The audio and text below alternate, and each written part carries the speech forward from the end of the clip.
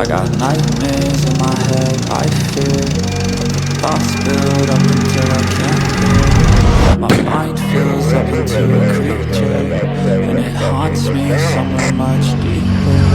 I got nightmares in my head, I fear the thoughts build up until I can't hear.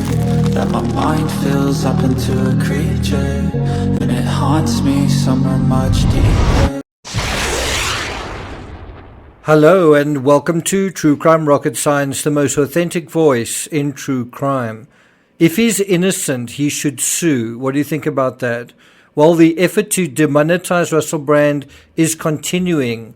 TikTok is the next target. There's been a letter sent via email dated 19 September 2023 from the Culture, Media and Sport Committee. I think it's a MP. And he sent that to I think it's the CEO of TikTok. An excerpt from the email reads, "We are concerned that he may be able to profit from his content on the platform. We would be grateful to you if you could confirm whether Mr. Brand is able to monetize his TikTok posts." And there are some who want Elon Musk to explain his position as well. If I can make a prediction, Brand will simply continue with business as usual on Rumble, and some people are expecting his next public statement to be this Friday. Well, that is unless a sizable fraction of his own following there protest, which I don't see happening. Right now, Russell Brand is a ping pong ball bouncing around social media and the media. That's because there's uncertainty because of the silence following the storm. Are there going to be charges? Is there going to be a trial? I've heard folks wailing about innocent until proven guilty, but that's also just one side of the story. Russell Brand has gotten away with whatever he's gotten away with for a really long time. I mean, if you take these accusers, you might say, why now? Why only come forward now? But the flip side is, if their accusations stand, then that is also something that is quite interesting, that someone has gotten away with something for quite a long time. I do agree that the issue needs to be settled inside a courtroom. It's not up to me to settle it, or you or anybody else. Let's have the proper people settle this inside a courtroom. But there's also a counter to the argument that the police should bring charges. I'm not saying the police shouldn't, but there's a counter to that. Why doesn't Brand himself sue his detractors? If he's innocent and he knows it, then he should. So why isn't he? And look how much he has lost already. And I think there's kind of a way of answering both those questions. So if you say, why hasn't he sued? Maybe he's in the process of suing. If you say this needs to be settled in a courtroom, innocent until proven guilty, well, maybe that process needs to be given its fair shake as well. The police need to investigate. The media need to hand over their investigation, their files, their statements, and I think it really comes down to these accusers. Do they want to press charges? Because we know that in 2012, when one of them was asked, they said no. And to be honest, I see that more as a sign of it being more likely genuine, where someone said, you know what, I'll tell you what happened, but I don't actually want to press charges, because that does make sense. The question is, are any charges going to be pressed now? And I think another question that really arises here is, in a way, it is why now? And I do wonder whether the Depp versus Heard thing showing on Netflix, whether that may have triggered certain people viewing it. What do you think? Before we get to the rest of this episode, if you haven't subscribed to the channel, please do. If you're enjoying this episode, please like, share, leave a comment, and let's get started. So, The Conversation has published an excellent article on investigative standards and the hoops journalists and editors need to jump through in order to avoid lawsuits for defamation and slander. I really recommend that you read it. I'll put a link in the description. I've got a feeling, though, that a lot of people aren't interested in that. You don't really care about the mainstream media besides that you don't like them. I'd love to share my experience as a mainstream media travel and investigative photojournalist. I used to write for a lot of magazines, and some of the shit that I've gotten into over sources and statements, and contrast that with my experience as a self-employed digital creator, as a self-published writer of true crime books and a creator on YouTube.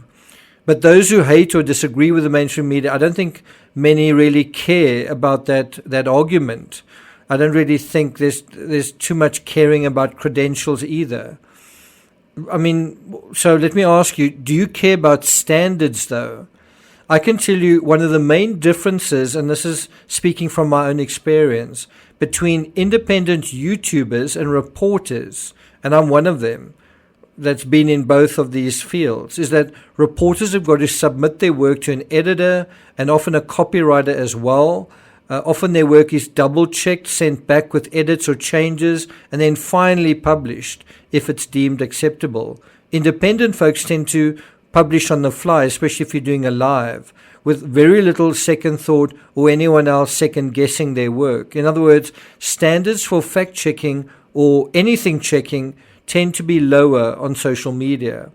According to The Conversation, quote, the Independent Press Standards Organization's Editors Code of Practice, to which the Times and Sunday Times have signed up, says journalists must keep an ordered trail of evidence gathered. The Ofcom Broadcasting Code has a similar provision. In other words, they've got to keep a record of all their interviews, all the notes they've taken, all the interviews that they've recorded. They've got to kind of keep in some kind of filing system.